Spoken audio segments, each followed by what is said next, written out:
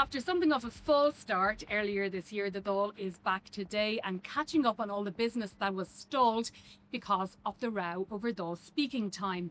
That dispute has left something of a bitter taste, and despite the sunny weather, there is something of a chilly atmosphere in Leinster House. The issue of housing, already causing big splits between government and opposition, is now emerging as something of a fault line within the coalition itself.